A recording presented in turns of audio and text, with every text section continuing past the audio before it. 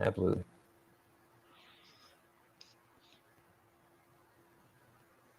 So Scott, you've got the scotti-byte channel, and you've posted several things, that kind of cross over some of the topics that I've covered in the past. Why don't you give a little introduction about yourself there? Okay. Yeah, this is Scott. I run the scotti-byte channel. I'm a retired computer systems architect, worked about 36 years in the industry. So Scott, And you've during got my the career, scotti-byte I channel, designed and you've hosting posted several systems things, that for kind of server cross over some of the storage and topics that I've networks covered in and the worldwide past. data Why don't you give a centers. little introduction? And I did a lot of deployment of virtualization, containerization, and software as a service to meet customer requirements for application hosting. And the reason I started doing the YouTube channel was to try to give back a little bit. About the last 5 years, I've been doing some consulting for small office, home office implementations, security enhancement, technology modernization. I kind of emphasize the concept of data center in a box. Interesting note, back in about 2007 is when I left Windows as a desktop daily driver. And the reason is I was running Windows Vista in 2007, and it ended up resulting in a major data loss. And that's when I started with Ubuntu 7.04 at the desktop. So interestingly, my desktop, I upgraded ever since. And of course, I moved to different hardware, different machines, and different disk drives, and so on. And I moved my image from spinning drives to SSDs and eventually over to NVMe. And I converted the disk structure at one point in time from MBR FAT over to EFI GUID, and also converted from ext3 to ext4. So I'm really proud of the fact that essentially I have an operating system that I installed back in 2007, and I've modified it ever since. Try that with Windows. Right, exactly. That's a fair effort. Chris, why don't you? Yeah, that is for sure. Chris, why don't you give us an intro as well? My wife's telling me over and over, by the way, that my stream is freezing and buffering and freezing and buffering. So that's awesome. But I do apologize. I am going to put a link over to the IBRACORP stream here in just a minute if it doesn't kind of resolve itself, but we'll see. Have you noticed much of anything yet, Scott? Your video has cut out over here, but my stream is freezing. Okay. Other than that, we're fine. Just okay. Just continue. Chris, go ahead and do an intro of yourself as well. I'm gonna just fix my stream here. Well, okay. I'm Chris. I'm German. I'm located in Germany. Born American. Started my business, my self-employment 28 years ago. First with classic IT support for customers. Then got into business with large international companies, for which I planned to deploy the IT for the subsidiaries in several countries. I was visiting countries like Saudi Arabia, Egypt, Emirates, in Qatar, Algeria, and stuff. And of course, also in the US. Actually, networking, I started off in the Novell environment. Was a Novell specialist up to 4.x, actually beginning with 5, which was Java-based partly. The customers moved to Microsoft environments. So today, sorry to say so, but I'm working in Microsoft environments for my customers. Also having pretty large migration projects, moving from on-prem to the Azure cloud and stuff like that. That's very sad news, Chris. Very sad news indeed. I can see over here in the chat, it looks like people are losing the audio and the video a little bit. Why don't you? I stopped. Yeah, I stopped it. Sorry, and it's coming back up. So give it just a little bit of time. Should come back up here in just a second. Sorry, Chris. No, sorry, okay. No problem.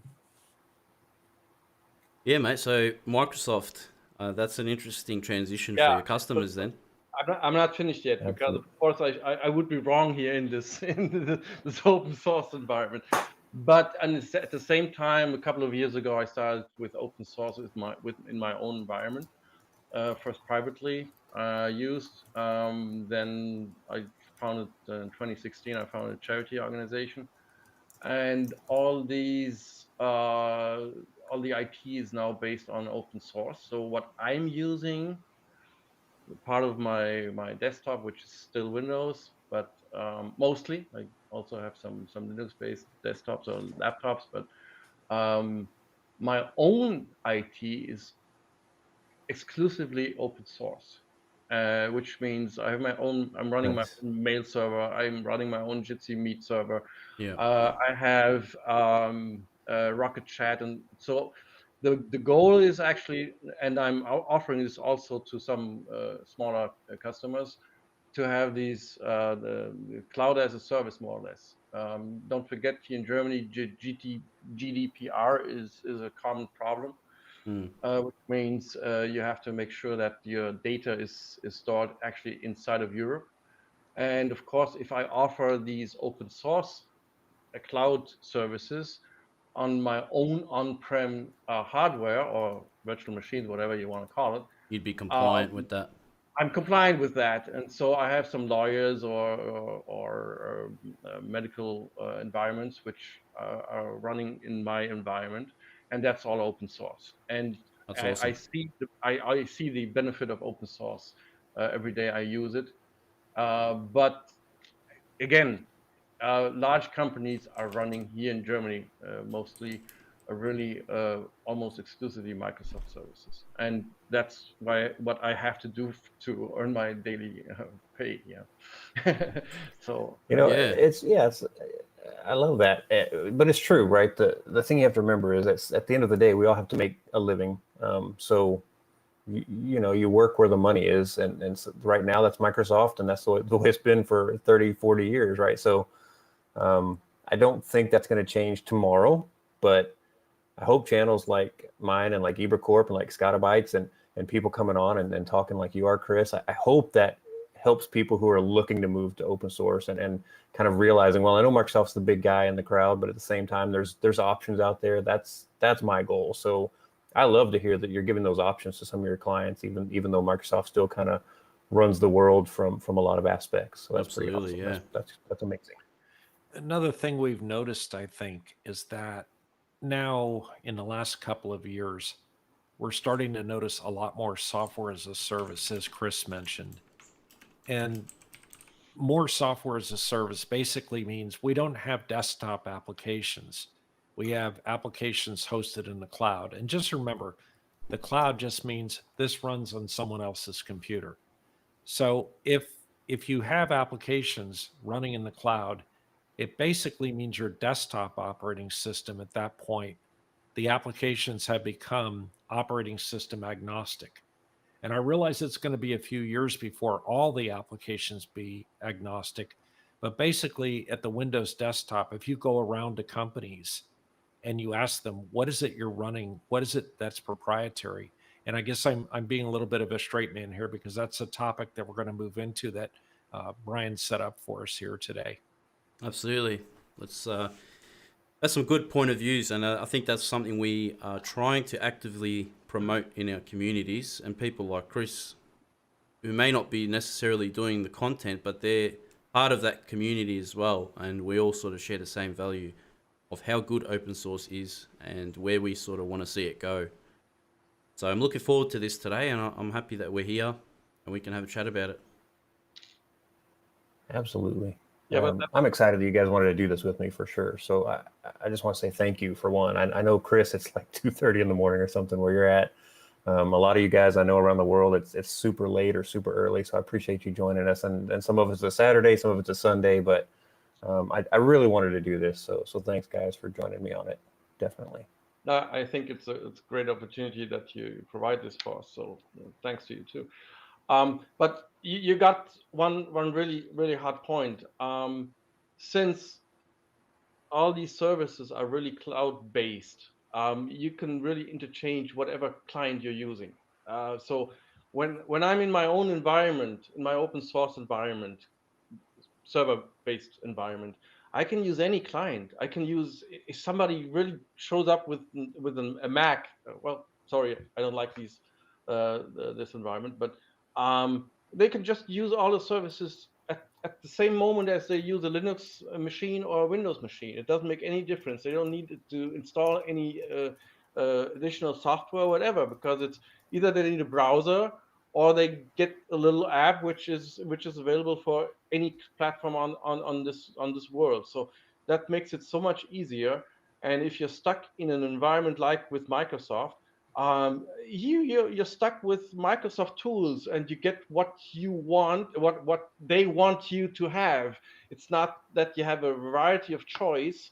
I can use any kind of tool which gives me a lot of more specs or not, what I want to choose from, and that's something which is an open source feature. And the people on the one side say, well, I don't know what to use. On the other side, they have the choice which they can cope with. Actually, they can handle the choice that is given by open source environments. Yeah, for sure. I think it puts a lot of people off coming from proprietary software. Usually they are well developed because of the amount of funding and resources that they have at their fingertips. So naturally people find it a lot easier to pick up and go. But the more we can promote people to use this open source stuff, I think we can only see it get better. So hopefully that starts to change. People's attitudes start to change as well. Yeah, I'll give you an example just shortly. I think we better start off with the first topic first, and maybe we'll get around to doing that. What do you think, Brian? No, I think that's great. With the topics, and I hope these things will come up a little bit naturally anyways, but we can always come back and do some chatter afterwards for sure too. So we're getting some good questions in our chats as well. Conversation. So, yeah, absolutely. Yeah, if you guys need to answer questions real quick in chats, go for it. I'll kind of tell my group what's going on here. So we're going to do a few rounds with the guys that are here in the online stuff going on right now for the stream, and basically we've got 3 rounds and maybe a bonus round. We'll kind of watch time because I don't want to keep everybody up so late that they can't they don't get to sleep before their next day. But our first round is really going to be, tell me about your daily driver open source software and why that's your choice over something proprietary that's also out there. So I think really from a personal use, professional use, I'd like options for both of those things. If you have daily drivers that you use in open source, if you don't have one for professional use just because of the way your job is, then bring up that you don't have one for that. I think second round we're going to do something similar, but in this case we're going to say basically, and tell me if I'm getting too far from the mic, I apologize. Do the same thing, but for a proprietary piece of software that's your daily driver for something, and why you're using that over an open source alternative today. Because it's interesting to hear. And then third round is really, something you'd like to see with a good open source option, but something you haven't really found what you felt is a good open source option yet, or that you don't know of any open source options for it. And then kind of the bonus round, if we get to do it, your top 5 things that somebody should know before they get into self-hosting any kind of software, open source, closed source, proprietary, doesn't matter. If you can self-host it, I'd love to know your kind of top 5 things that you think that people should get into. So yeah, it's a good question. If that sounds good to you guys, I'd like to jump into those, and we'll just kind of hit it one by one. If you guys don't mind, I'll take the last spot on this first round, and then we'll kind of shift who starts each round, if that's cool. Go for it, mate. Absolutely. All right, so I'm going to take the last spot on this one. Scott, you want to start off with round 1, and then we'll move to Chris and the IBRACORP, and then we'll kind of juggle it around for each round. Okay, that sounds good. So in my daily driver software for open source, I tend to have kind of 2 number ones. And my first number one would be that I self-host Bitwarden, because with all the web-based software, there can usually be all kinds of authentication out there. There's hundreds of websites that I end up connecting to at this point. Some of them are mine, some of them are public websites. They all have usernames, they all have passwords, and if you're smart, they all have 2FA authentication. And so Bitwarden handles all the web-based authentication for that. And so it really is kind of the gold standard for me to be able to cache all those passwords. And it's very, very safe in the way it handles everything. My second kind of number one is Apache Guacamole. And the reason for that is because Apache Guacamole does for server instances what Bitwarden does for website instances. It's basically used to provide a portal to all of the locally hosted server instances, usernames, passwords, and SSH keys for all of your self-hosted or even cloud-hosted services that you have. And so those two to me are both number one, and they're critical to doing any self-hosting. Next would be Joplin Server and also Joplin Clients. So Joplin Server is, there's several different ways to replicate the data that's in Joplin. If you don't know what Joplin is an open source note-taking program. And it's critical to document all of the things that you do in your home lab, or if you have some consulting customers, same thing is true. And there's so many notes that are required for the care and feeding of your infrastructure. And then kind of as a side joke there, hey, you might want to document this stuff because you don't know who you're going to leave this mess behind for that might want to figure it out later on.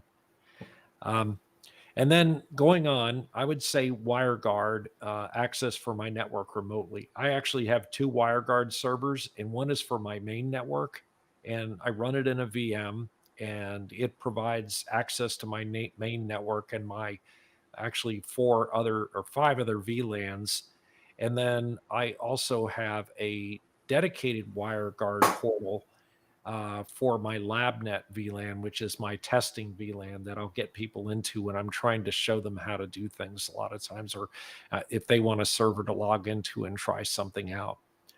And in line with using the WireGuard or not using the WireGuard, actually, remotely is very important to me.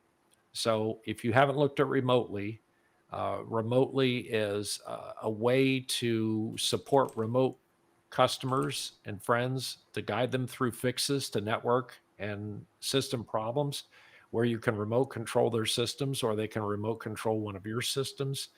And so often what I'll do is I'll get in a self-hosted Jitsi meet and I'll use it in conjunction with remotely. And it works out really well when I'm having a session with somebody. So then other than that, we have the generalized tools, things like Nginx Proxy Manager for reverse proxy and service management, to access the self-hosted services. It's a portal that kind of protects things and yet provides access. And then obviously I have a discourse server, a couple of PHP bulletin board servers. My website's based on WordPress. I've got a Rocket Chat server like Brian does. I run Plex, Jellyfin, SyncThing, and I go on and on. I've just got all kinds of good stuff. So that's where I stand. And you'd consider that all your daily drivers, Scott? Those are the really daily drivers. I mean, there's hardly a day that I won't get into all of those programs and use them repeatedly. I think that's a prerequisite of becoming a self-hoster, Brian. If we can add that to the description, we have to be absolutely addicts because we can't get enough stuff that we want to install and play with.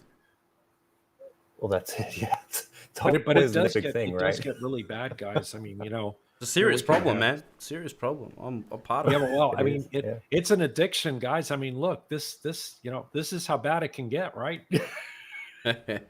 Yeah. So those are all the things that I've got hosted inside my network right now. The rabbit hole. Some of which I talked well, about. if you watch my videos, you see my dashboard at least once on each video, I'm sure, and you can see that it grows every time that I do another video, and it's because the videos that I make, almost all this software that I show you guys, I end up using it for something. Now, there's some things that I make a video and I think it's great, but it's not something I have a use for any particular reason at the time. But some of them I've gone back and added later just because it made so much sense. So yeah, I totally understand. All right, Chris, what do you got for us? Just preparing my Heimdall. Well, most mostly is based on the Nextcloud services, which is of course file syncing, but I use this also to synchronize all my contacts and all my calendar entries and stuff like that. And inside of the Nextcloud, you also have the possibility to use OnlyOffice,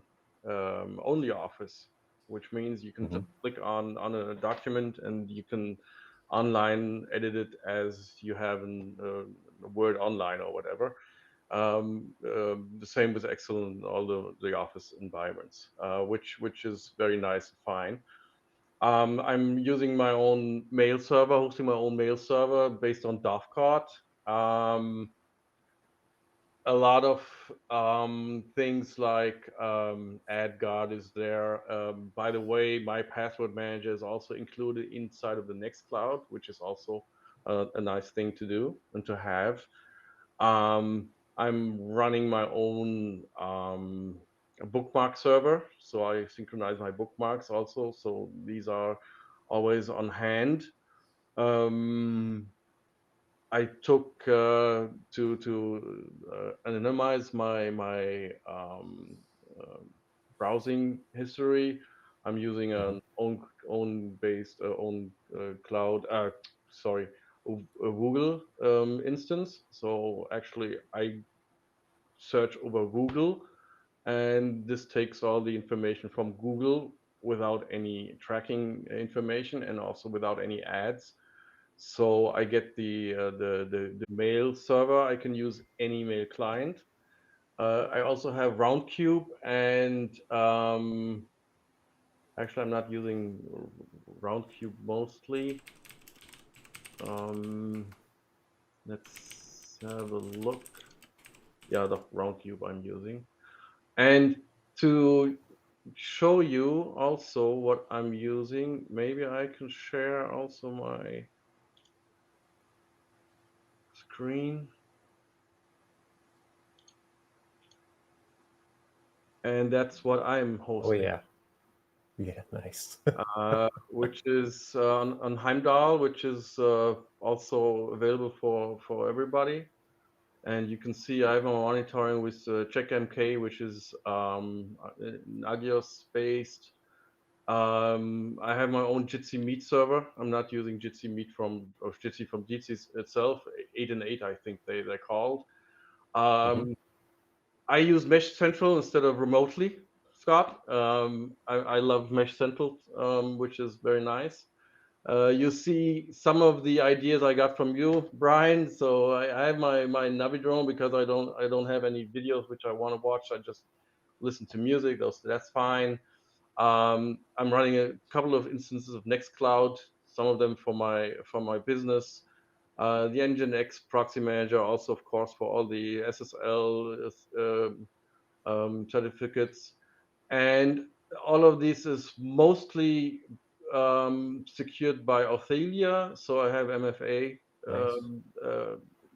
activated.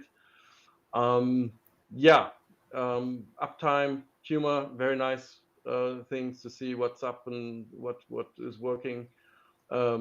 Backup is with your backup, and I'm using also URLs for shortening my URLs. I'm running a Sabic server Chris, too, so that's a lot of stuff. Just please tell me on Navidrome you've got Scorpion somewhere on there, right? Of course, Scorpions. Sure. Okay, great. as a German, I was hoping so. You know, I was kind of a little worried for a second, but yeah, that's awesome. I've been to a couple of concerts from them. Nice. That is but awesome. I stopped because they're still going online, but they're so old, so you can really see that there's nothing behind it anymore. Right. We all get older, man. We all get older. What are you gonna do? Yeah, that's fine. Okay, I don't want to get off topic, so yeah, that's my daily driver. That's awesome. That's awesome.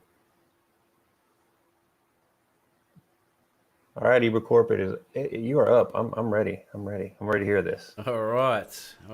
Well, look, I think if we were going to add up everything that I've installed, I don't think we have enough time in the day, gentlemen, but I'll pick a couple that and we'll see what you guys think, whether you're running them as well. One of my daily drivers at this point in time is Ghost. I use that for our website, but that's soon to change. We will be changing that soon.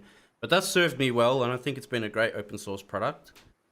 I think what they offered was something different to something like WordPress, which, you know, sure, it was free and open source, but I honestly didn't find it that useful. I found it bloated 90% of the time. But Ghost was always very nice and clean, so it's really well developed, I have to say. The next probably thing is the suite of media automation tools, and I know we've done a video before, Brian, with Sonar, Radar, you know, all that sort of stuff. Those products and those apps have really made my life so much easier, and definitely projects worth, you know, going to support. Even if it's pulling stuff off your old VHS tapes or whatever the case might be, you know, having those sort of media tools has been fantastic. I know Scott was mentioning Plex and Jellyfin. I would say Jellyfin as well, been a fantastic application. I'll be honest, I don't see it on the same level of Plex yet. I do have some playback issues, yeah, and, you know, it really depends on the client, and it's just not the same. But I'm hoping the more we can support it, hopefully one day it will be. The other thing is, I think you mentioned a couple of examples for work environments. I know Rufus is a perfect example of something we use quite often, making our USB ISOs and things like that. Another one is probably, I'd say WireGuard. However, WireGuard for me, in the sense of Unraid, did have some issues at the beginning. Some people love it, they swear by it. I've tried it many times and I just kept having issues. So then I ended up switching to something called Tailscale. I will say I don't think it's open source. I don't think Tailscale is open source. I have to check myself on that, but it runs. Tailscale in and of itself isn't, but it runs WireGuard. It right? runs WireGuard, correct? Yeah. So the technology of WireGuard is the part that I would say definitely a daily driver, and a really handy tool actually to have. And finally, I would say accounting. That's something I've just looked at recently, is to try and manage a bit of our finances. So it's an accounting application, and that's free and open source. I think they have a paid option as well, for like a pro cloud hosted option. But I think it's a pretty good tool as is. That's awesome. Yeah, and those are probably my top ones at the moment. You know, I saw accounting a while back, and I don't know how you say it honestly, but I saw it and I was like, you know, I want to do that one. It's interesting. I've had people ask me about, you know, things for managing money in the past and finance and things. So I probably need to tackle that one. There's a couple of others out there too that look interesting. I've never had a specific one requested that maybe I did. I'll have to go back and look. I try to keep notes for everything that everybody requests, and it just, you know, it ends up being this massive list that I have in Choplin notes actually. But yeah, accounting looks really interesting. So I'm glad you said that, because it's one that I want to look at too. Yeah. I got so many things on my list. It's just not funny. And it's sometimes hard for me to like filter through and go, okay, I've got to pick one and focus. But yeah, there's just so much great stuff out there. All right, I'm going to do the same. I'm going to pick a couple that I really, you know, every single day I'm in it, because some of those things like Sonar, LiDAR, you know, they're great, but they really kind of run themselves. I don't have to do much. They just do their thing. And Jellyfin the same way, right? Me and my wife use Jellyfin at night to watch like our TV series that we like. But really, yeah, other than that, I don't have to mess with those. So I wouldn't call them daily drivers. They're there for me every day, but they're not things I have to get in and do stuff with for the most part. So for the ones that I use as actual like everyday tools that I'm in all the time, Proxmox for sure. And lately, especially Proxmox is one that I'm in a lot. And then PF Sense lately has been one, because not for myself actually, but for a local place that I'm doing some work for, that I'm setting them up with a new server with Proxmox on it and PF Sense for their network and a bunch of updated network stuff in their offices and things. But yeah, I've been in those quite a bit lately. But Proxmox for me personally is definitely my daily driver type software. And then Dashi I've been using a lot lately since I did that video. I've really gotten into Dashi, and it's got just tons of stuff on it that I use. Yeah, and then I would say probably actually. Portainer. Yeah. Yeah, Dashi's awesome. And then Portainer is one that I'm in every single day, if not just to check things But I have Watchtower that tells me, hey, there's updates for these things, and then I go in and kind of check stuff, and then I'll run the updates. Some of them I let it update automatically because I'm kind of like, if it gets messed up, it's no big deal, I can do it. But some of them kind of like, this is a finicky setup that I did on purpose, so I'm a little bit more cautious about when I let it update. But Portainer I probably use every single day, and I'll say, to me, that is a top-notch piece of open source software that I just cannot brag about enough. Like, I mean, seriously, if I was somebody who was going to be running a business, that needed Docker or Kubernetes or any of those kind of things to run, like the first thing I would do is run to Portainer and say, I need a license, or I need licenses for my people because we want to use this tool to administer all these things that we have to do. It is a seriously great tool, and there's other ones out there, I know that, but definitely Portainer. I like it, and I use it on pretty much everything. That's why I have the .NET script. The other one is that script that I made via the little Docker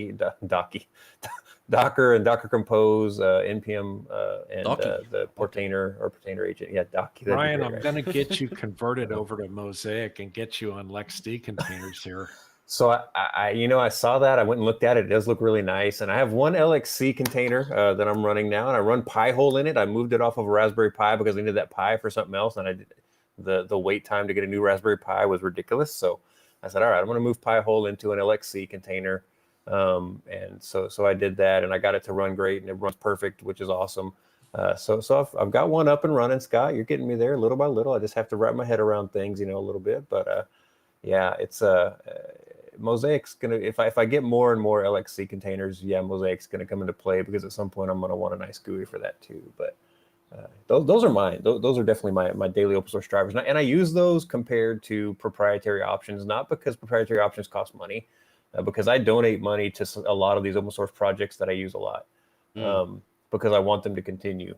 But I do it because I love the concept of open source, and I love the concept that I can go and clone a repository, and I can dig through the code, and I can make changes if I want to and see what happens. And I've done that with Portainer, just on the front end, to kind of see if I could change up the front end UI a little bit for things that I would kind of like to see in it. Yeah. I don't keep those changes, but I love that I can do it, right? It's there for me to do if I want to. I love the velocity at which I get updates from most open source projects that are still pretty active. Yeah.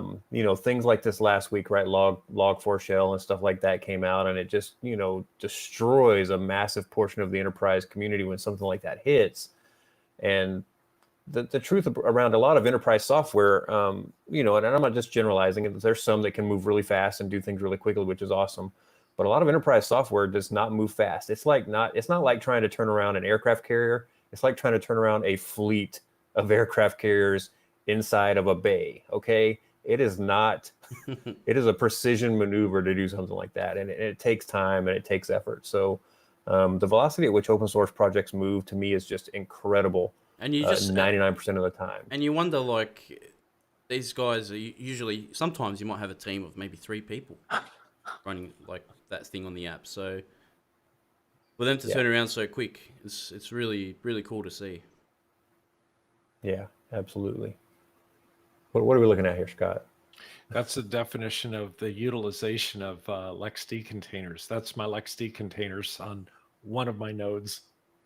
That's awesome. Yeah. No, I'm getting there. I'm getting there. But Docker still just Docker makes it so easy to do stuff. Setting up that Pi-hole wasn't hard, but it definitely was harder than if I'd have done it with Docker. But I thought, this is a great opportunity for me to do it for an LXC or LXD container. And it does great. It runs no problems. Haven't had any issues with it. So, all right, I'm gonna bring it around to round 2 here. And get my notes back up. So round 2 is kind of the same thing we just did for round 1, but it's proprietary software. Chris, I'm going to let you start this one off for us, and we'll kind of make the rounds, and we'll end with Scott there. Well, the reason why to use proprietary software is because there's no really good alternative or option in the open source environment. And basically I'm using Microsoft Office because Yeah. I have to change my files with my customers, and they're using Microsoft Office products. Chris, what are you doing, mate? You stole one of mine.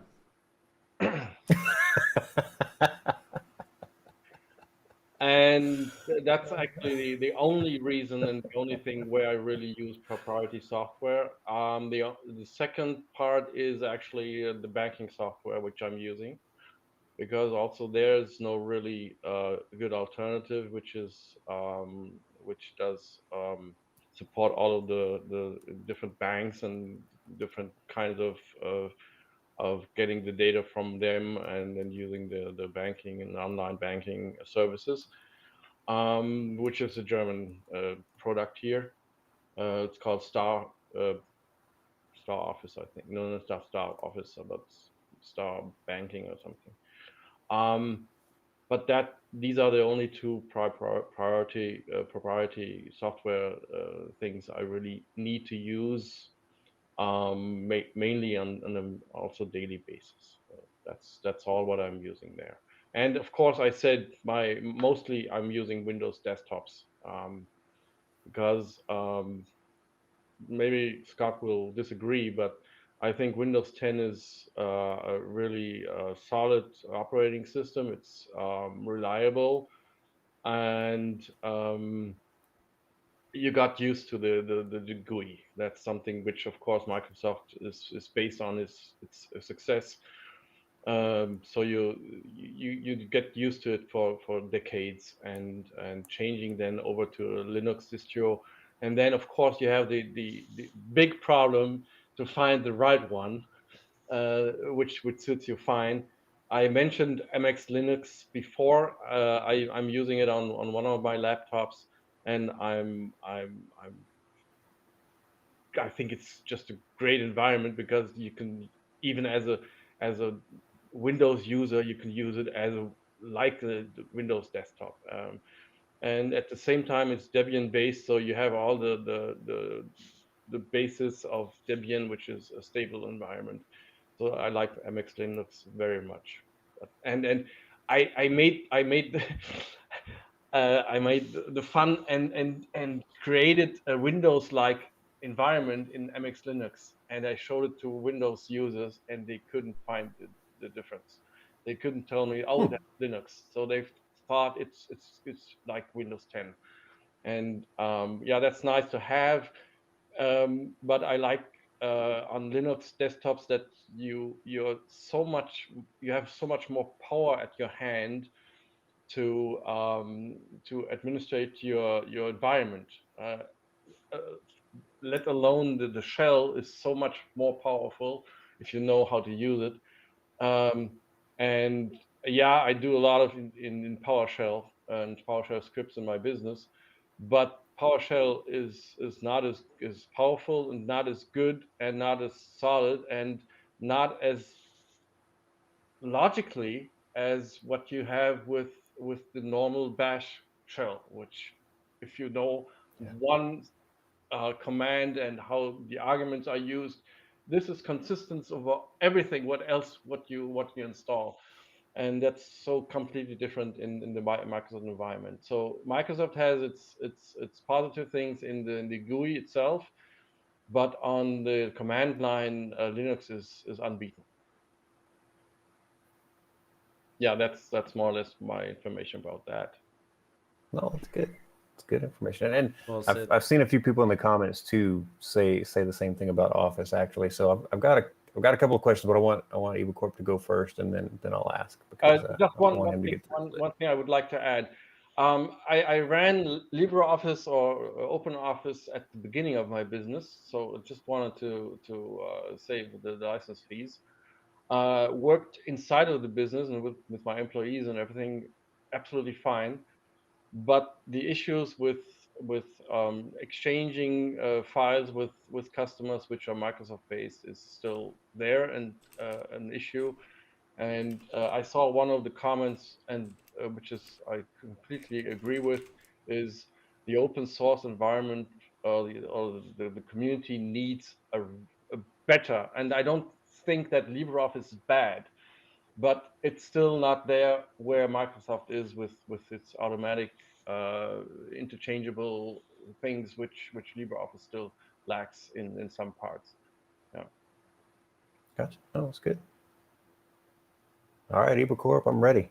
All right, mate. All right, here we go. So round two. What do we got?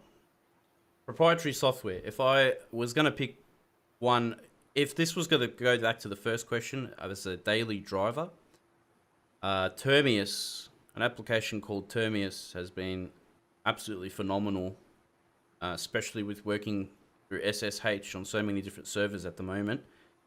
It's just been fantastic, man. I'll admit it's a bit expensive, even by my standards, because in Australian dollars it ends up even more, but it's worth it, man. I was swapping between computer, laptop, phone, all this stuff, and I could basically work on SSH anywhere, and it was a breeze. It would sync my settings across multiple devices, and really made it easier for me to work. So I haven't really looked that hard, but I haven't found anything open source that's done that for me. And it was shown to me by one of our admins, Hawks. He was a big user of it, and he got us all onto it. And I don't think I can go back. I think it's just yeah. Have a look at Tabby. Tabby, okay. Give that a sus. So, and I was going to say, and I don't know if this is absolutely correct, but so I'm going to call out another channel that I love to watch, and somebody hit me on it today on my chat, on my Rocket Chat server, but it's The Digital Life, and his name is Christian, and I believe he's German.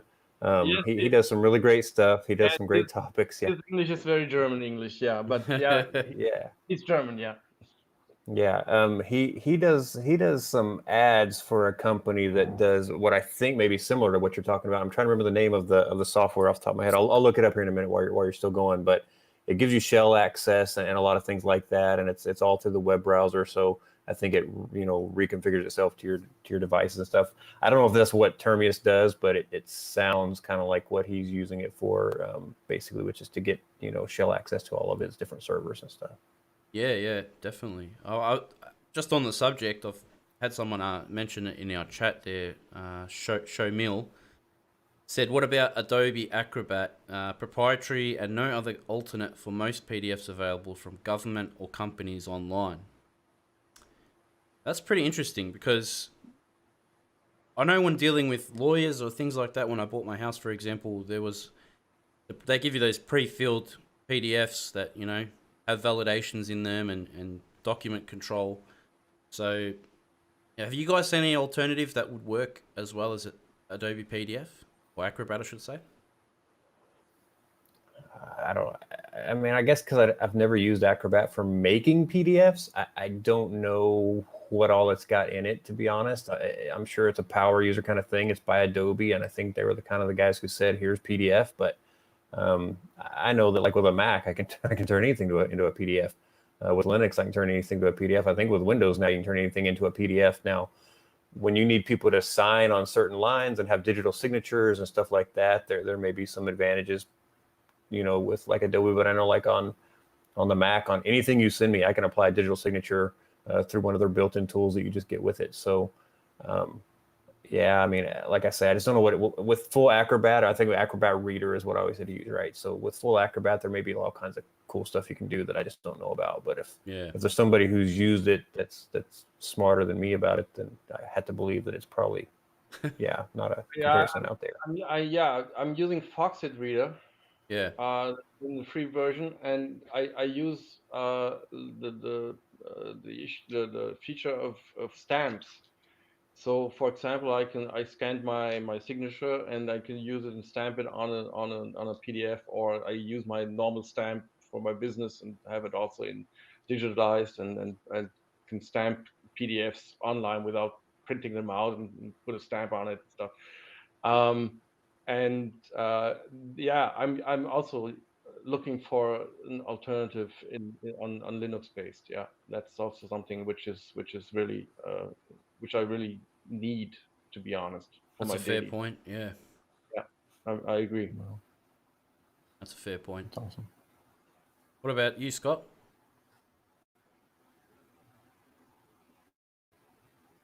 Works better if I take the mute off. Okay. So I just want to start out by saying that when we started talking about proprietary software, my cat fell asleep and started snoring over here. So I don't know why, but okay. Cats can snore? Well, this one does. This is a 13-year-old cat, and he's like 20 something pounds. So yeah, he snores. I have 10 cats, and yeah, they can snore. So I think in the proprietary software realm, my biggest nit has always been TurboTax. So for years and years, I've always run TurboTax to do my taxes at home. And there's really no equivalent in the Linux world. And everything that I've ever seen for tax preparation in Linux has really fallen short. And yeah, I know there's web-based tax preparation, but it's just not the same as running something like TurboTax. The other one is I've got 3 Logitech Harmony hubs over here, and reprogramming them often requires using Windows. And there really isn't, even though it's kind of a web-based tool, there's this program it goes through in order to do its stuff, and there's really no reasonable substitute. And then Is it called Internet Explorer? Oh yeah, I think what it is fundamentally it requires Internet Explorer out there in the background somehow. You never know, and I don't know what the deal is, but and I swear by the Logitech Harmony hubs. I realize that's going away now, which I think that's insane that they're doing that, because there really isn't a product to replace it. Everything else is a poor substitute. And then finally, I have a Garmin bicycle computer, and it occasionally requires Windows to do some of the things like add some of the add-ons and sometimes doing firmware upgrades. And, when vendors come out with stuff, they're always giving you buy some off-the-shelf piece of hardware. And it's frustrating when it has to fall back and absolutely require either Windows or Mac. When nowadays, since everything is essentially software as a service, why are we worrying about proprietary programs? Why isn't everything web-based in order to accomplish it? And that being said, I saw a frustrating thing a while back. I use a I'm trying to remember the garage door opener, real common garage door opener out there, and their software, it's the Chamberlain software that they've got online. And recently, what they did was they basically got rid of their website and they went to their mobile app. And there's nothing I find more frustrating than to have to pick up an Android phone or an Apple phone. Yeah. And then when they retire their web-based interface, I mean, we're really talking about trying to be more transparent in how these programs run. And so I see it as being proprietary, not only when I require a particular operating system, but also when I require a particular device that I have to use. 100%. Don't retrofit me into, it's like I'm also quite a bit into home automation over here. And one of the things I find really frustrating is when people want to remote control everything with their phone. Well, give me a break. If I want to turn a light on in a room and I have to pick up a phone, find an app, and navigate in the app to turn the light on, why didn't I just get up and throw the switch? So voice control is very important. And I think that as time goes on, we're going to find more and more types of things that are gesture related, and we're going to find more things that are related to knowing where you are in your space to be able to control things. Absolutely. I can imagine you walking up to the front door of your house, the camera recognizes your face, you make a special gesture with your hand, which authenticates who you are or something like that, and the door opens up. I don't think that's too far-fetched from what you're saying. Unfortunately, some of the gestures you use, they just lock the door permanently and never let you in. Depends what gesture you're using, mate. How many fingers are you putting up? All right. Yeah, right. So, anyway, there's not a lot of proprietary software here. And the one thing, the key thing about this particular question is to keep in mind that we're very much into software as a service now. And so there are so many things out there that have become really ubiquitous with our daily lives that are in fact web-based. So being proprietary should mean less and less over time, and it shouldn't really matter what we've got. I've got my own theories. I honestly believe that Windows within the next 5 years is going to have a Linux kernel. There's too much development going on with things like WSL2 that really point in the direction of Microsoft trying to more or less divorce themselves of their proprietary Windows kernel because they're not making money off of it anymore. Companies like Microsoft and Google and Oracle, they're making money from software as a service that they sell.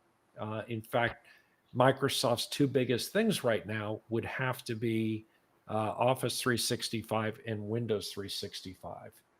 So if they could get out of this desktop business, they would immediately. I mean, if you guys already seen Windows 11, I'm running it as my main driver now. And honestly, when I first started it up, it just started to feel like Linux, the way they're going in terms of design. So even from I have it in a design point of view, VM and it's happy. Yeah. So are you happy you switched over to Windows 11? Yeah, look, I haven't experienced any problems or anything so far, knock on wood, but I've heard that some people have experienced a fair few bugs. So far, it's been good to me. But nice. One thing I don't like and one thing I don't seem to understand with every iteration of Windows is that they're making it harder and harder to find administration tools and settings. I mean, we had the control panel, which was very intuitive, very easy to use. You could navigate it fairly quickly. Now you almost have to go through 3 different types of settings interfaces just to get to the old control panel because that's the only place that has the setting you're looking for. So I'm not quite sure what they were thinking when they went through that process, but hopefully they've just cut back a little bit on that hiding menus and options. I don't know. No, I you can see they are trying to reduce the control panel, from one iteration to the next. What I see, they want to get rid of the control panel completely, and it got reduced from time to time even more. So I don't think they're going to go back to the control panel. They're gonna. I agree, and I think that's one of the things that's probably going to keep pushing me towards a Linux environment, because if it's going to be that difficult to find options that someone like us would be looking for, it's kind of just defeats the purpose. It's not making it any easier for me. It might be easier for others, but it's not making it easier for me. Yeah, with the control panel, you got to the point, and now you always use the search button. Yeah, right? Correct. 110%. Yeah. Yeah, which can't be the aim. Yeah, that's wrong. I feel like they put all that research and development into the search, because when you search for something, it'll actually be pretty good and find something, even if it's a setting within a setting, it'll know what you're looking for, which is interesting. I mean, but they could have just left control panel as it is. But it's also old style Windows 95.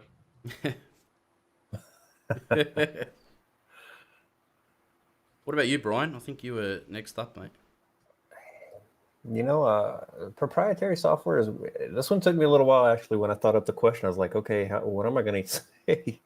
I don't particularly have any proprietary software right now that I use in my personal life as a daily driver. Now, I do have a Mac, and so I did come up with it. So when I have my camera on, which I turned it off because my stream keeps giving me warnings. So I don't know if that helps or not, but I'm going to turn it back on real quick. So behind me, you see this piano. I've had this piano for like 15 years. It's an 88 key weighted keyboard by M Audio, but you can't see it up here, but there's a MacBook Air sitting there, and it's connected to this monitor and this sound bar. And the reason I have that is because it's connected to this piano controller, and I use the GarageBand software so that I can play piano, because it's just one of the things that I like to do and enjoy doing. I'm not a great piano player by any stretch of the imagination, but I like to learn songs and play them just by ear, and then I sing along, and I have a horrible voice, so you'll never hear that, but don't worry. But yeah, I mean, GarageBand, I've tried open source stuff, believe me. I've tried Ardour, and I donate to Ardour, by the way. Somebody asked me in the chat earlier some of the things that I donate to. That's another one I donate to that I didn't put in there, but ardour.org gets money from me every month as well. Even though I'm not using their software, I donate because I know that improves that software, and it has improved a lot even since I first used it. But I've tried several different ones that I can use through Linux, especially for just sounds and doing things. And I write music, and I create music. I guess the better way to put it. I don't write it anymore, but I create it.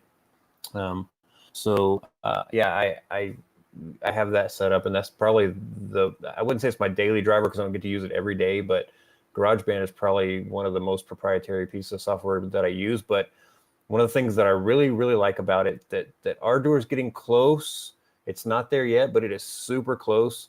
But I go into the GarageBand system and I say, I want more sounds, and it just downloads all of the, I mean, I don't know how many gigs of sounds it is, but it downloads all of their sound files, which are really good.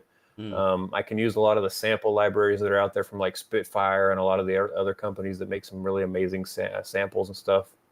And then creating tracks and putting tracks together and mastering tracks in GarageBand is super easy. I don't use like Logic Pro or anything like that, but it is really, for me, very easy. And in Ardour, it's a little bit more of a clunky process still to me, and more of that is just what I'm used to as the workflow, I guess. But like I said, Ardour is getting really close to kind of having that same simplicity in their workflow. So that's definitely my proprietary thing. Yeah, I mean, for my work, like my regular job where I work for a company that makes enterprise level software, I use lots of proprietary stuff because that's what they tell me to use. So I use Word, and I use Outlook, and I use Slack, and I use, all of those things. And then those, definitely are my daily things during the weekdays. But something you choose, if it was though, up to me, yeah. right, I wouldn't choose to use those things.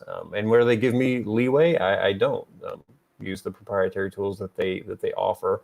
But yeah, a lot of them, you don't have any choice, right? It's security issues, that they worry about from the IT side, and they say, no, you have to use what we say, and here's our approved list, right? So I get that. So I use the things that they ask me to use. And, totally. But yeah, I mean, it took me a while to come up with something that just in my personal life that was proprietary. And I sat down about 3 or 4 days after I sent that first email to you and wanted to play, and I looked at it and I was like, oh, duh, here's one that I use that's proprietary. So yeah. Spot on. Yeah. So yeah.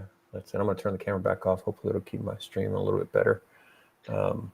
All right. That was just round 2, and we're like an hour in. Brian, I'm seeing that we have a nice discussion going on about Scott's comment that he expects that Microsoft will change its kernel to Linux. And oh yeah. I think that's a nice topic because I also have some thoughts about that. I'm happy to hear what you guys think about these things. I like I said, I love to hit all the topics and talk about those things. But if that's hot in the chat right now, then let's go through it for a minute. If that's okay, IBRACORP and Scott, if you guys have a little time, that's fine. If we don't get to all the rounds, we can always come back and do another one later. Yeah, no worries, mate. All right. My opinion, I totally agree with Scott. I'll disagree with one point, the five years. I think Microsoft I also think that Microsoft doesn't earn any money on Windows anymore. The enterprises may have some Microsoft Enterprise licenses going on, and which includes Windows licenses. That's maybe a part, remote desktop licenses and stuff like that. But they have a big problem at the moment. On the one side, they were definitely only Intel based or AMD based, whatever you want to call it. And now ARM is getting on the market, and they're having so much issues to get a Windows on ARM running, and it doesn't make sense for me. It doesn't make sense for them if to develop for Intel and for ARM, whatever comes in the future, RISC-V or whatever, if the Linux community does this already for them.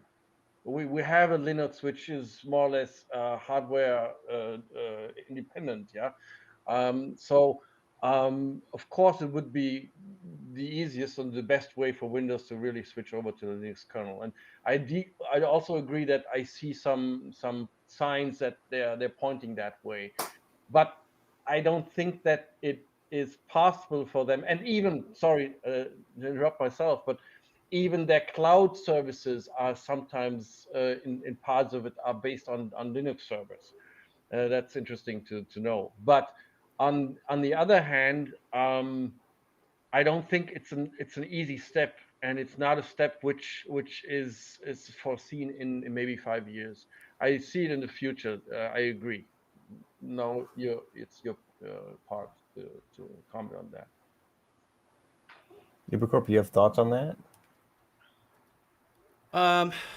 Look, I work in IT as well. I work in the education sector, and I think I agree with you guys on that. I don't see it changing too soon, but as Windows is obviously trying to change their tactics, I think, to capture a different market, they will change. They will adapt, because I think their previous model, and I think Chris mentioned this before, this previous model of it's a user-friendly, user interface-based approach. We just make it look nice and easy. It's going to turn a lot of people off, because people that if you've just been using Windows your whole life, things you were familiar with, they're changing the whole concept around. So it might prompt other people to start looking into other options, which is good. Hopefully, we get more of those Linux distros that make it easier to approach.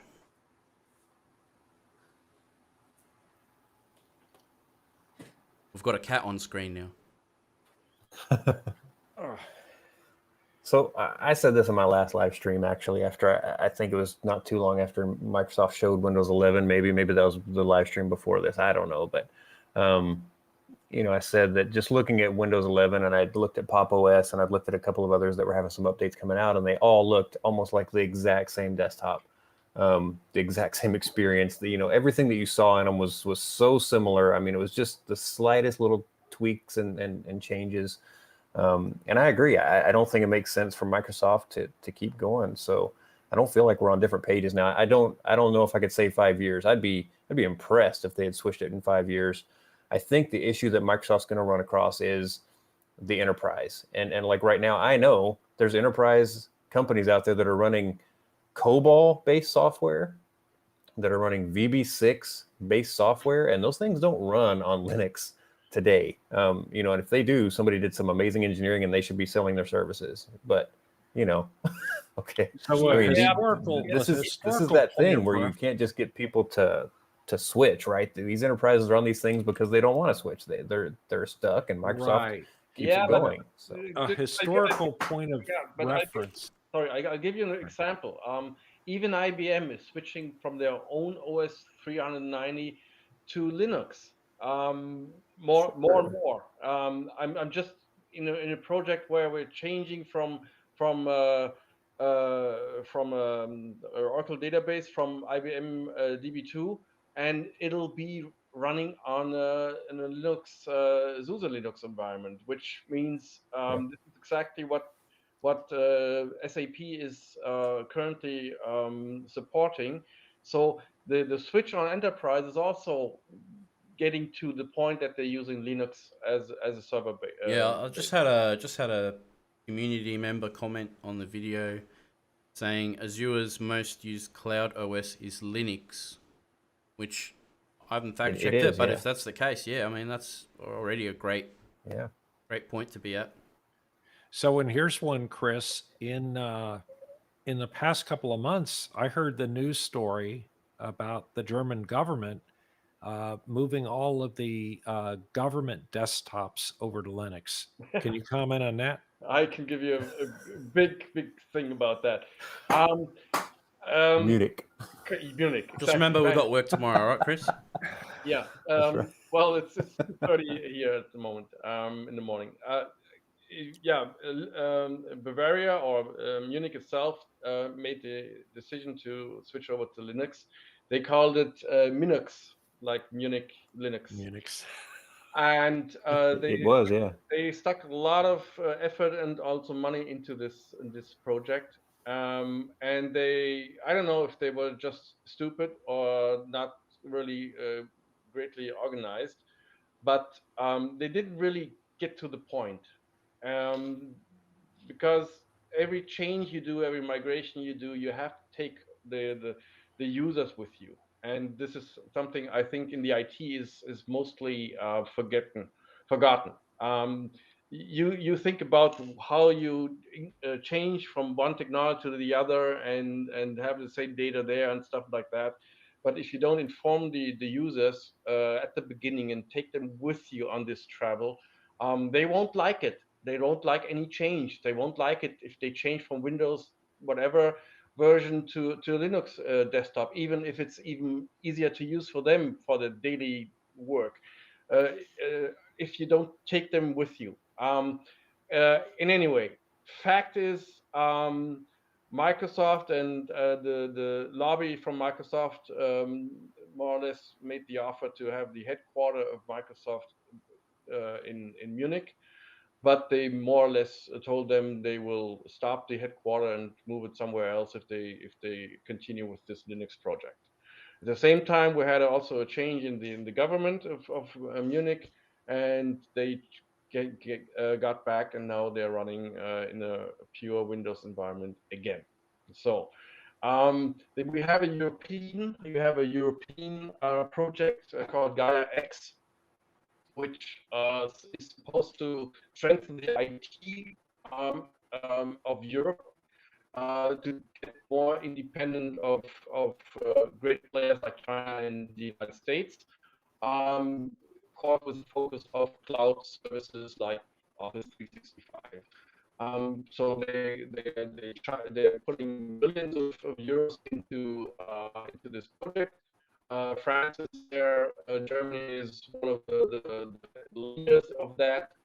And the first thing they did, they invited also outside European companies to join the project. Sorry to interrupt, guys. Am I coming through clearly on your end? Yeah.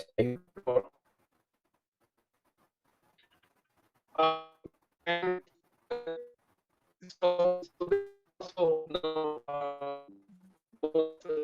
and because they are putting so much effort in. Well, so I don't want to interrupt, but I do want to get back to the topics real quick to finish the roundtable, and then we can come back to some discussions if that's okay with you guys. Let's see here. So this third one, so round three, basically, we'll start with IBRACORP on this one. In fact, so I'd like to hear something you'd like to see a good open source alternative for that you don't feel like there's a good solution for it today, or you haven't found a good solution for it today. Okay, so didn't we cover that one, or am I missing something? Well, that was kind of round two was like proprietary only. No, you're right. Yeah, my apologies. So it's up to you. Yeah, I mean, if you want to go with the same answer, that's completely fine. No. Yeah, okay. Well, as I was saying to Chris earlier, he stole one of my topic answers. So thanks, Chris. But that's all right, mate. One of them was Microsoft Office. So he made a very good point about that. Honestly, I've tried to use the Google equivalent. I've tried to use open source equivalents, and they just don't feel the same. They just don't feel the same. I go to use them, they don't feel as powerful, and they don't feel as compatible. And unfortunately, in most of our work environments, I'm sure you guys might familiarize with this, but they're still using those applications. So then you have to worry about conversion and file formats and things like that, which can be a bit tricky, especially with the Google ones. I find that even Microsoft Office files going up into Google, they don't present the same. Excel is a perfect example. Couldn't run formulas and things like that we had programmed in our spreadsheet for competition winners. So I had to actually load it in Microsoft Excel. And the other thing is Google Drive. I've tried Nextcloud and I just can't stand it. Quite frankly, I found it so slow. I found it very slow, very bulky, for what it was. In comparison, of course, I'm only when I'm comparing it to something like Google Drive. So when you run Nextcloud, are you running it? Are you using their instance, or are you running it yourself, and are you running it like in Docker, or how are you doing that? I haven't used a hosted instance of it. I've always tried to self-host it. We're currently working on getting the perfect Nextcloud install happening. So that's one of our videos that we're working on at the moment. But even that, in our testing and our development phase, we're having a lot of hiccups along the way because we want to make it work for people who may not have used it before. So I think a lot of people can relate to how unfriendly it can be if you don't know what you're doing. You can find a trip along the way and then you're kind of stuck there for a while. So you end up having to reach out for resources. Whereas you don't have that problem with Google Drive. It's pretty straightforward. Yeah, no, I totally understand that. I find when I run Nextcloud in Docker, it drags, and I don't know if that's a Docker thing or if that's the way that I'm setting it up somehow or something like that. But if I run it on native hardware, it seems to be very performant. So I don't know if it's resources that I'm not giving it in Docker or something like that. That's why I was asking that question. So Yeah. Have I you was looked at curious on something that. like something like CryptPad? Well, I haven't, no. Yeah, so for things that I use as file portals that are self-hosted, I use I'm trying to remember. I use utransfer.io, which I self-host. I kind of like it. It has a little bit different function. CryptPad is more of a little bit more interactive. And then, well, I've even been known to use, lest I say it, pawn drop. well, I'm hosting Nextcloud on its own dedicated VM. It's not in a Docker container. And if I save something on one client, mostly in a minute later, I can have it also on the second client. So it's almost immediately there. It's integrated well in the Windows Explorer, because you can just choose whatever folder you want, and everything which is in that folder will be synchronized. And it's the same. I see the same as OneDrive or Google Drive. I don't see any difference there. It may have some issues if you have really if you fill it up. So if you have a drive with 500 gig of data and then you make a first sync, that may take some time. Yeah, but other than that, from the daily working, I have people who are not IT affiliates, just users, mostly it's iPad users and stuff. They use Nextcloud just to synchronize their data with my charity organization, and they don't have any problems whatsoever. So I really cannot see the problems you're facing. Sorry to disagree, but I No, see not at all, Nextcloud. mate. Each to their own. That's just been my experience with it. Yeah, like I say, that could yeah. be, just again based on how you've experienced the other software, right? I mean, it's the same thing, right? When I talk about the music software that I talked earlier, I mean, it's all about what are you used to, and then what are you getting into, and how does it feel, right? I mean, if I'd gone the other direction, I might have hated GarageBand. Who knows? So I think it often comes down to that. But I saw a lot of people say that Office was definitely an issue, and Nextcloud may be kind of another thing where you're like, okay, I need a solution, but this isn't working for me. I think there's other options out there, and it depends on what you're trying to accomplish with those solutions too. If you're trying to do like online Office stuff, I don't know. I mean, I feel like Collabora can run on its own, right? And it can be an online thing. I think OnlyOffice can also run online without Nextcloud, but you don't get the syncing, kind of stuff between machines and stuff like that. So I just know there may be other options. with the environment that I work in professionally, with the Department of Education, they use Google tenants and Google for Education and things like that, which is basically mandated at this point because every school uses iPads and Google Classroom. But I'm not sure about in your countries. if Google's managed to invade your country yet. But over here, it's pretty standard. And I can assure you that teachers that I have to work with, they already struggle with something like Google Drive sometimes. So going from my experience, and if I was to show them Nextcloud, they would never use it. They just wouldn't use it. But that could also be a cultural thing. So. No, and I think it makes sense when you have to do things that fit your users. It's change management is hard for one thing with any user, but that can make a difference for sure. But I mean, hey, that's why we're here. We're here to have these discussions, so it's great. Absolutely. Any other ones there, IBRACORP? No, nothing from me, mate. Okay. Yeah. I'm sure there's plenty, but yeah, there's probably a lot. Chris, you got something specifically that you wish there was something as an open source solution, but you just haven't found it, or you don't like the ones that are there. They just don't feel right yet. Yeah, I think I always also already mentioned Foxit Reader or something similar like that. Yeah.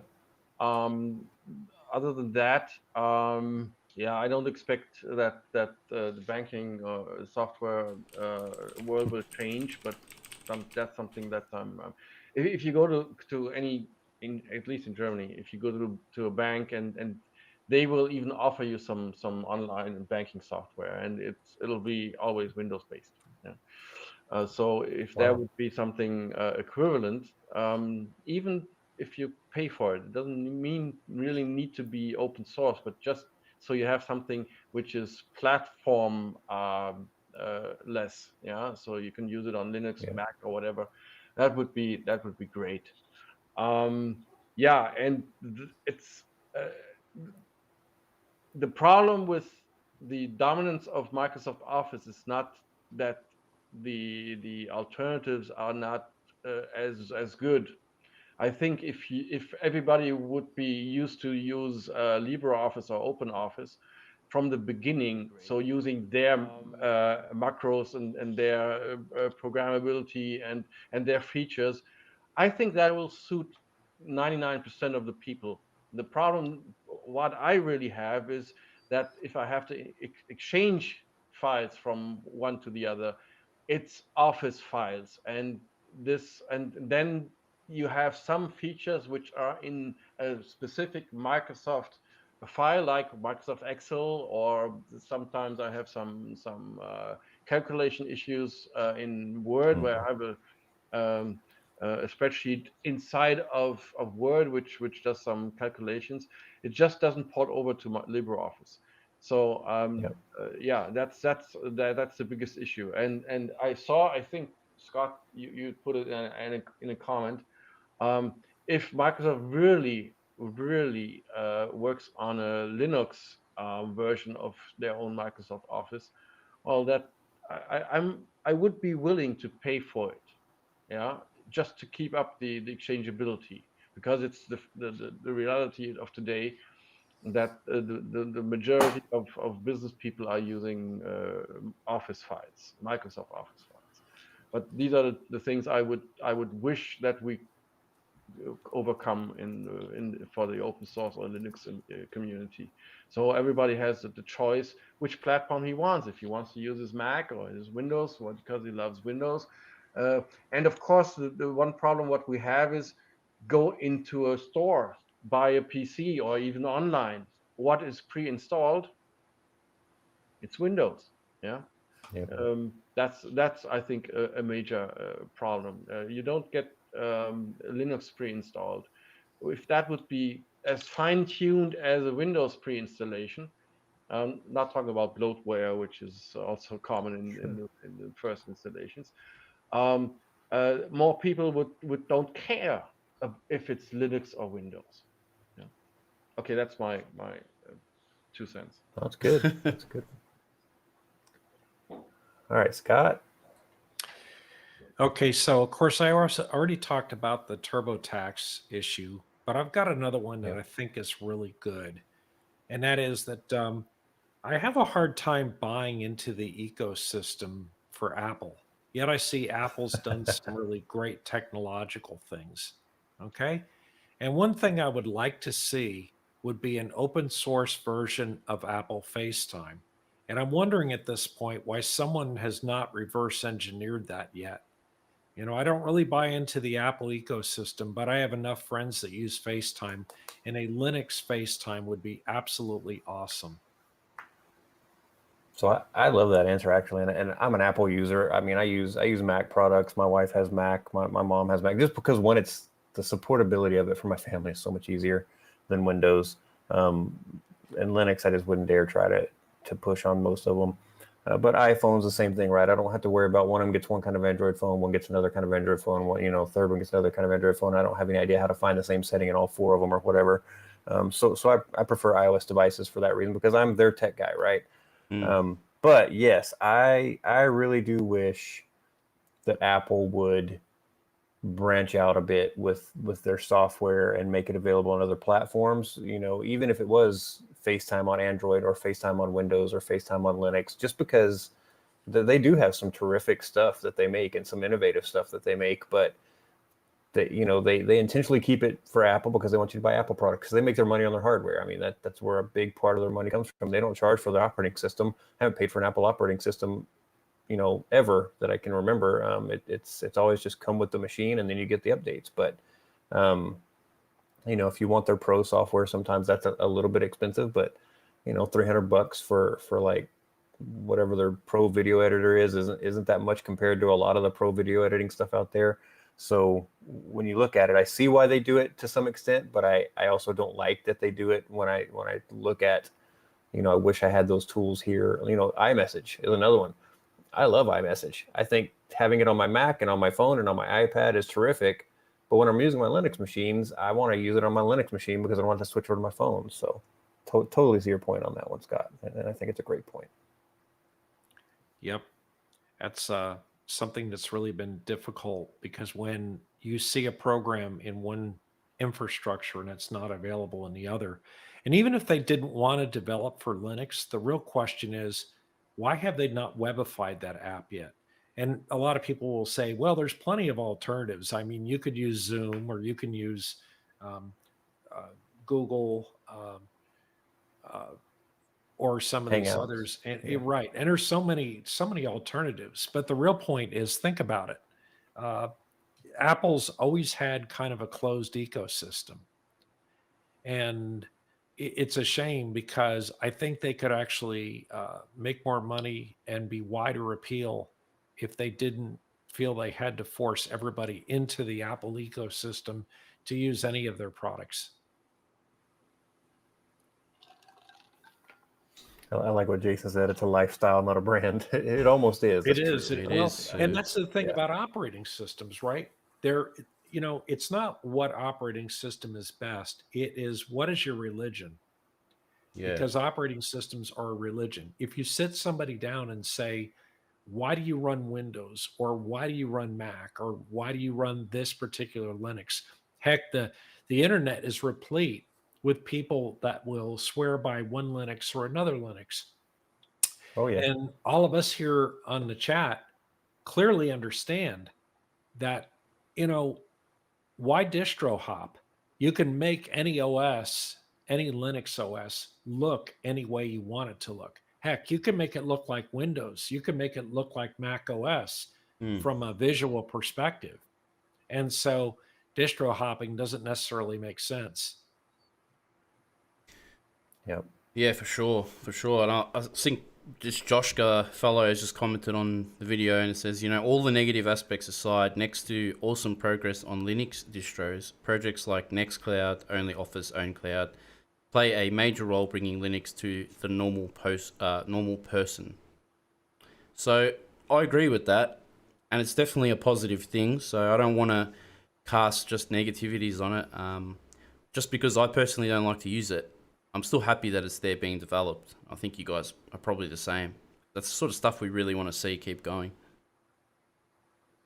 Oh yeah, I mean 100%. When you have the big thing that people forget is they always say, well, why are you branching off and making your own thing? Here's this project over here. Why don't you just go contribute to it? I agree. We don't need 10,000 versions of Jitsi Meet, but it's nice to have different options. You know, Nextcloud has Nextcloud Talk, and I'll be honest with you, if you're looking for something where you can call somebody and it will ring on their device, Nextcloud Talk does that as long as you set it up correctly. And that's pretty cool for me because Jitsi doesn't do that. I can't call my wife on Jitsi Meet. I have to set up a time to meet with her. It's a meeting software. It's meant to be scheduled meetings. I could send her a link and say, open this link up and meet me, right? But Nextcloud Talk, I can like literally hit her name and it rings her phone and she can open it up and we can have a video conversation just like FaceTime. So I think that's kind of cool. But there's other opportunities which makes competition, right? Which makes people say, I need to make mine better because I want people to use my thing, or I want people to know that mine can be as good as that. So I think there's so much benefit to having a lot of options out there. I think there's definitely times where you get too many, but something fits for everybody usually, which is great. No, go ahead, Chris. Well, I'm running Nextcloud and Talk, but if I use, if you want to have a video meeting, I use Jitsi Meet because it's so much easier to use and it has more performance. Even having my own Jitsi Meet, not using the available free Jitsi Meet. But what you can do, you can integrate Jitsi Meet into your Rocket Chat, which means you can send somebody a call more or less, and he gets a pop-up on his mobile phone, and then he can join the Jitsi Meet meeting too, and then it's like FaceTime too. But it's not as easy as Talk, because Talk really lets you have receiving a call. Yeah, it's ringing. Right. Yeah. It's not like a pop-up, got a new message, and the message says, "Please join me in this meeting." Yeah, so that's a difference there. But I agree that I would like to really, that's something I would like to have a change is, first of all, we have too many messenger platforms. So we have we have. I admit I'm in Facebook because of my charity organization, and I have a messenger there. Then I have WhatsApp because everybody's using WhatsApp, at least here in Germany. It's a very European thing and Southeast Asia. I've noticed. Messenger, they use WhatsApp.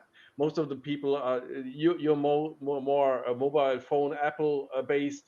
We have more Android here, so FaceTime and iMessenger is messaging is not this has not this role here. But everybody's using WhatsApp. I hate WhatsApp because each time I'm part of WhatsApp, all my contacts are blown up to WhatsApp, which means actually I have to get permissions of everybody in my address book on my mobile phone that I give these personal informations up to WhatsApp, and that means I give it to Facebook, which is, I think, the worst thing I can do. Then we have Talk, then we have this, then we have Discord, we have this and that. I would like, and then we have Signal and stuff like that. I would like to have one centralized platform, and this should be open source, and this may also be self-hosted, so I can see and I can be part of a community like I have. I think Matrix has something similar to that.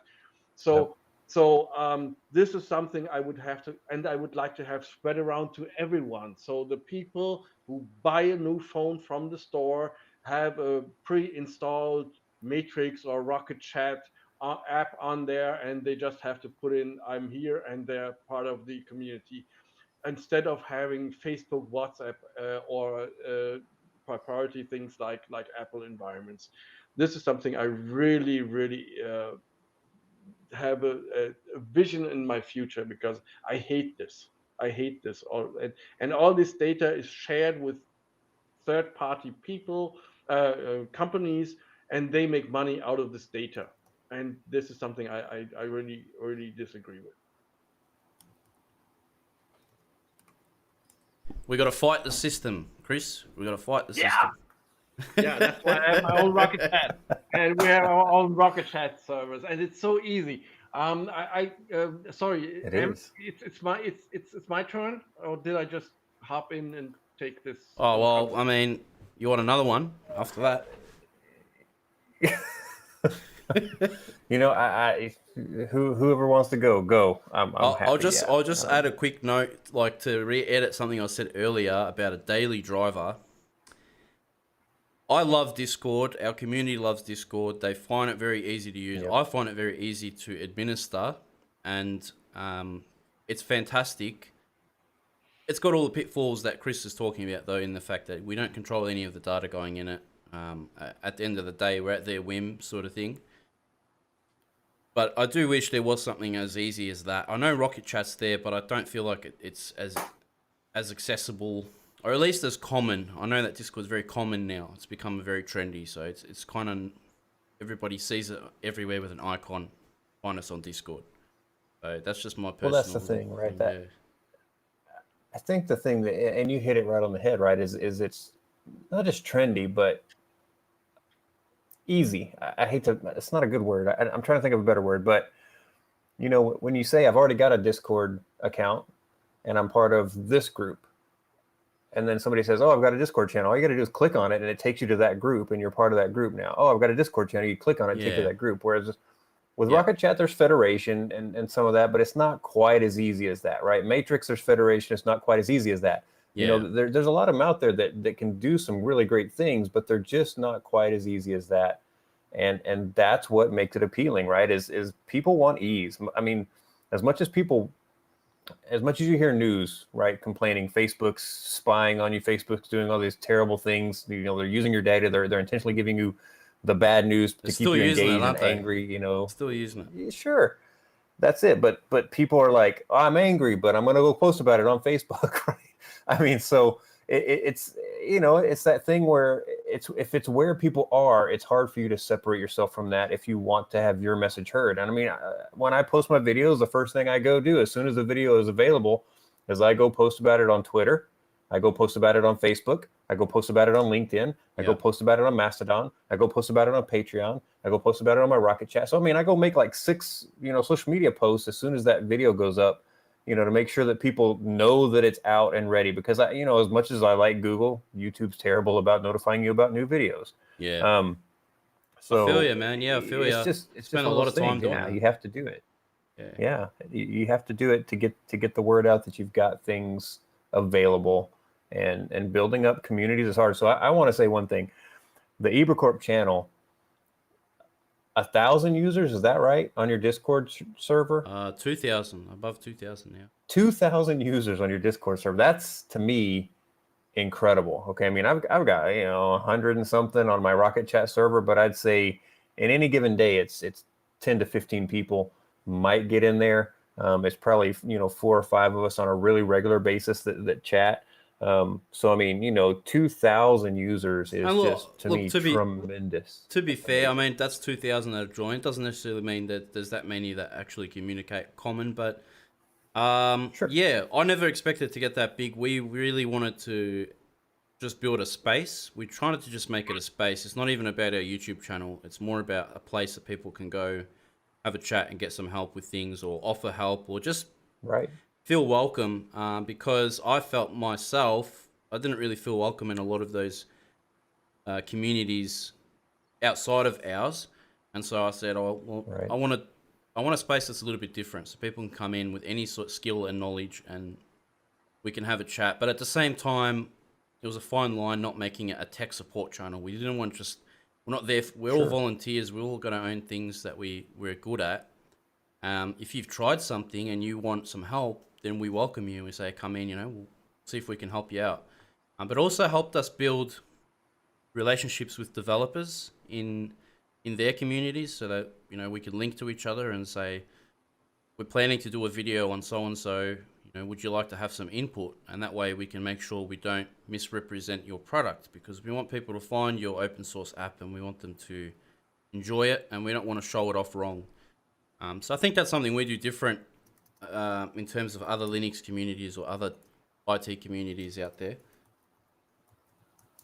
So I'm glad you enjoyed it, Brian. We'd like to see you in there a bit more. Yeah, I see it. I see the notifications. I get in there, I check them out. You know, I don't always chat, but I do check things out and kind of look at it now and then. So it's pretty awesome. And yeah, I saw that announcement and I was just like blown away by that. But you know, I do like your thought on it. It's not a tech support channel, but you know, the Rocket Chat server that I run, it's the same way, right? I want people to feel that they can jump in and have a conversation And if we can help, if you're having a problem, we will. If I can help, I will. I know Scott gets in there and helps a lot of people and gives lots of advice, which is amazing. And you know, it just makes it such a great thing to have a community you can go into and just chat or just have a conversation or ask, hey, have you seen this, or what do you think of this, and get, you know, honest answers. And nobody's dogging on anybody. It's just, you know, here's how I feel about it. Here's what I think, or hey, I haven't tried it. You know, tell me about it. Those And kind you of learn things. so much. To that me, way, that's how I learn. That's it. Yeah, like I'm learning every day. I'm not the expert. Absolutely. But if you come to me and you're trying to do something that I showed and it's not working for you, I'll do my best to help you troubleshoot it. My mind works in a certain way that helps me troubleshoot problems, and not everybody's mind works that way. Absolutely. Which I totally understand. Yeah, 100%. And like that's the thing. Yeah. People at the start had this misconception that, you know, you make YouTube videos and you must know all the answers. I don't know all the answers to everything, and I think I would be close. Yeah, that's not true to myself.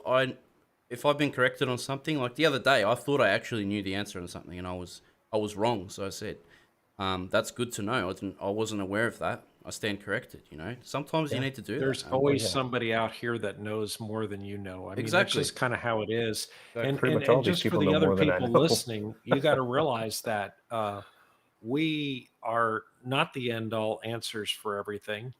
We have our channels. Brian's got his Rocket Chat. I've got my Rocket Chat. I'll get in jitsies with people to help them out on things. And I've got a good idea for the things that I do, and generally works pretty well. Matter of fact, when it comes down to it, you know, Brian focuses on all this really fantastic open source software out there. But you know, when it comes to me, I tend to go a little bit more in the direction of explaining the infrastructure. What are all the moving parts, and how do people combine these moving parts to start self-hosting things? So, you know, that's my tack being a little different. And you'll find these channels we've been talking about out here, if you combine a video from each one and go across multiple channels, you'll eventually get all the answers you're looking for. Absolutely. Yep. Absolutely. Yep. That's true. Hey, I'm all excited about this bonus round here, because I've got some good stuff. Do we still have time for that? I'm glad. Yeah, I'm glad you brought that up. I want to do it. I want to do a bonus round. Can we each cover our thing in about 2 minutes? Yeah, let's do that. Anybody got a problem with that? Nah. All right. So since I've let everybody else go first, I'm gonna go first, if that's okay with you guys. I don't think so, actually. Now that you mention it. Of course, mate. Go for it, man. Drop it in. Let's do it. Let me find the right set of notes, because I done lost them. Maybe I do need to let somebody else go first. This is terrible. Here we go, right here. All right, number one. It takes time to self-host. Okay, that is the biggest thing that I can tell anybody.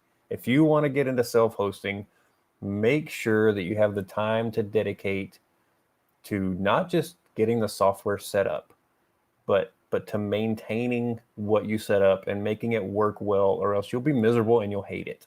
But if you're willing to dedicate the time that it takes, you're gonna love it, and you're gonna enjoy it. And that's number one. That's the first thing I can tell you. 2, don't be afraid of the CLI, the command line interface. That's so important that you're at least comfortable kind of reading and trying to understand what a command means, and then not being afraid to go and use it, and understanding that if you mess up, you can usually undo the things you mess up. There's very few commands that you can't undo. So definitely that. I'd say number 3 is going to be get familiar with networking, because these things that you self-host generally at least need some, what I'd call beginner level of understanding of how your network functions and how to move things around in your network and access things across your own network. That's going to be really important. 4 follows up on that, and that really is understand networking from how it comes in from outside your network to your home, because at some point you're going to be like, you know, I self-host this stuff, but I want to reach it when I'm not at home. I want to be able to reach my home assistant system when I'm not at home, and control my air conditioners and my lights and my gates and my, you know, anything else that I need to control.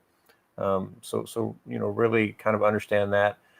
And then 5 is just don't be afraid to ask for help, but learn how to ask for help, because posting on a forum or on a Reddit channel or on a chat system and just saying I need help and not being specific and saying I tried to run this thing and it didn't work. Yeah. That doesn't give us anywhere to start, and it's frustrating for the people who want to help you. They want to help you. I want to help you. But saying, I tried to run this thing, and here are the steps that I took. I followed your video, and I got to here, and then it gives me this error. If you can be something, if you can just give us that much to start on, a lot of times I'll be like, oh, I saw that error too. Here's how I fixed it. Sometimes I'll be like, never seen that error in my life. Let me see if I can figure out what's going on. Those kind of things. But yeah, if you'll be not afraid to ask for help, but learn how to ask for help properly, you will get all the help in the world, and I promise you'll solve problems. So Yeah, that's my 5. I hope I didn't go too much over 2 minutes. Could not agree with you more, mate. All right. So let's go. Let's jump to IBRACORP here. Yeah, sure, mate. All right, so here's my 5. Pretty similar. I think we might have from the similar experience, but my first one is be prepared to learn, but enjoy the results. Because sometimes you're going to get frustrated. Quite frankly, you get really annoyed especially when you might be watching something or following somewhere, and you're like, I don't understand. My screen looks different to this.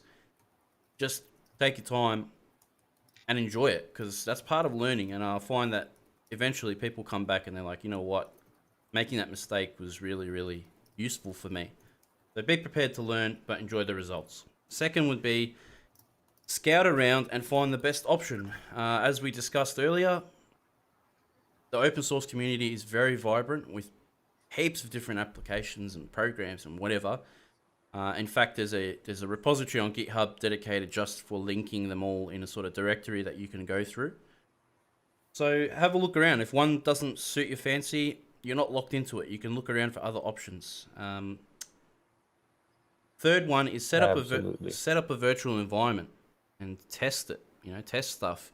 If you're not too sure about it and you feel like you're not confident enough to run it on your main driver, then just set up a virtual machine and do it on there. Get to understand how it all works. The next one is reach out when you're stuck.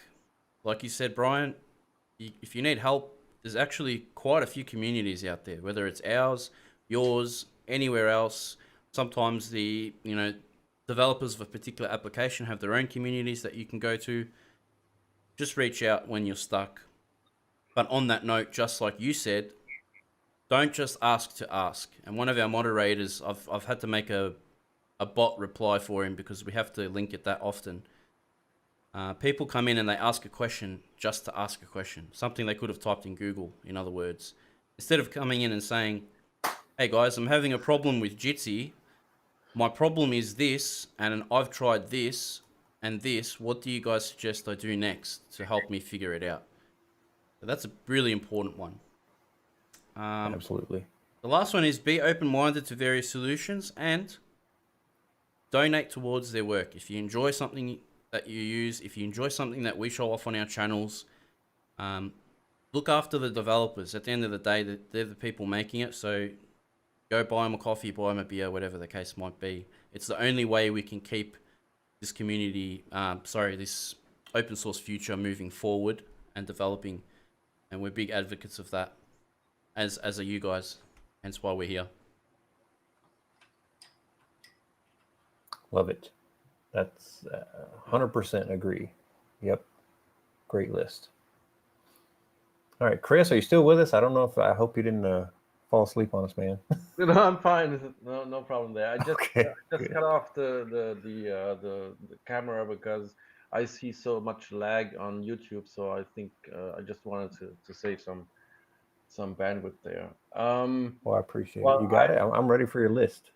I'm a bit different because actually I wanted to encourage the people. I think first of all, they're great tutorials, like from guys like you, which really help to get over the point to say, okay, I'll do my self-hosting. That's the first thing.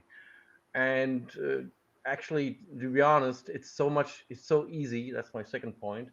To set up a Linux server, and I totally agree. Use a VM and just scrap it if you get stuck and start again.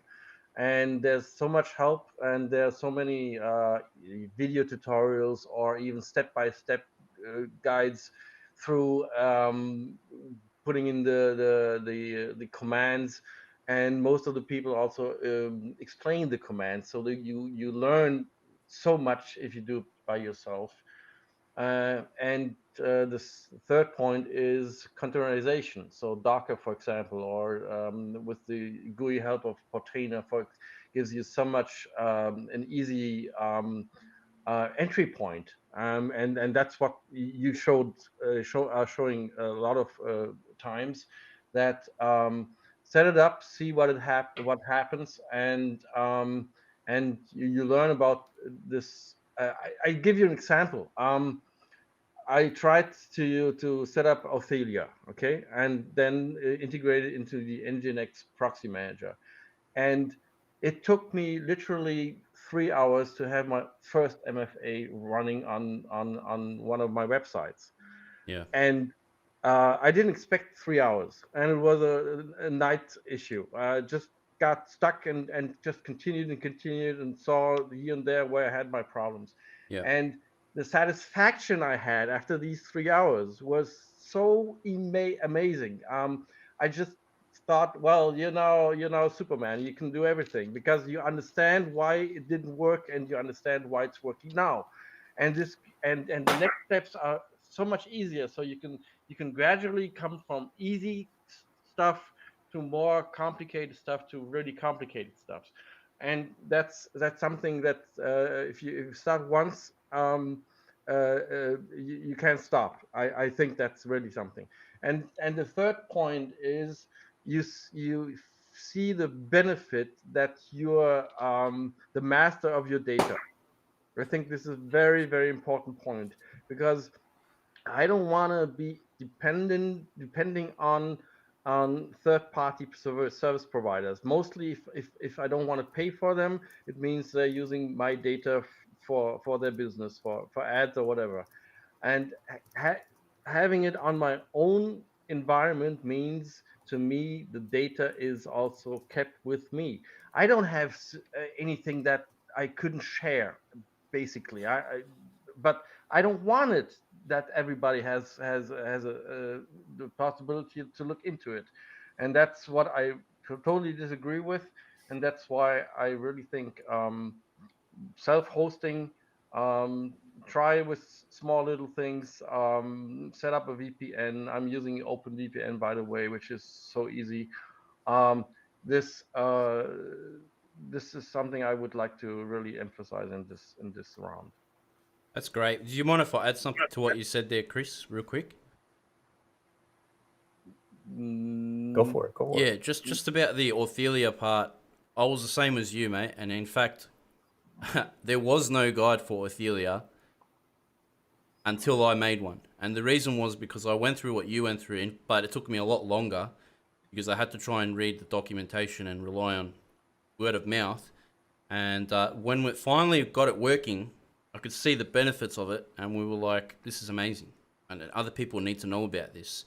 And that's when I said to Brian at the time, I was just an everyday YouTuber, and I said, we're going to start a channel. We've been thinking about it, and he's the one that actually encouraged us to make the channel. So thanks to you, Brian, encouraged us to get that channel going. And Ophelia was the first one off the rank that I thought people needed to know about. Secondly, that second point you made there about users, about people just giving it a go and asking for help and stuff, mate. Absolutely, I couldn't agree with you more. It was well said. Yeah, so I posted in my chat, but I want to point it out that at least once each one of us at this point has said that whether it's in our way or said the words, but self-hosting is addictive. So Chris just said it too. He's like that feeling he got when he finished Ophelia. Like he wanted to do more. That's the feeling you get when you accomplish something. And self-hosting is one of those things. You just feel so good about it. And if you're enjoying that feeling and you're enjoying doing it, you're just going to want to do more stuff. And if you guys haven't been over to the self-hosted Reddit, please go over there. It's reddit.com/r/self-hosted all together. You'll see tons of people who share their dashboards just like these guys have been showing today. And it's people who, like, one guy was like, I just started self-hosting 3 weeks ago and look at my dashboard, and he's got like freaking 40 things running on a Raspberry Pi 4. So yeah, it's addictive. Okay, yeah. It really is. So definitely if you haven't started, if you're thinking about starting, if you're wondering about it, if you've kind of watched my videos and thought, I don't know, or if you've checked out the IBRACORP channel and thought, well, I want to try it, but I don't know, or if I don't know if the time, seriously, the time is a thing, but once you've got it, I mean, you're going to feel so good. You're going to enjoy it. I really believe that. So I'm glad you said that too, Chris. I think it was important. I just to encourage the people. For example, you set up Navidrome and you put on your own music. Yeah, then you put a client on your mobile phone.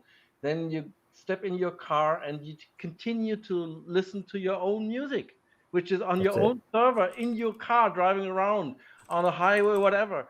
And you say, hey, that's not. I'm Spotify.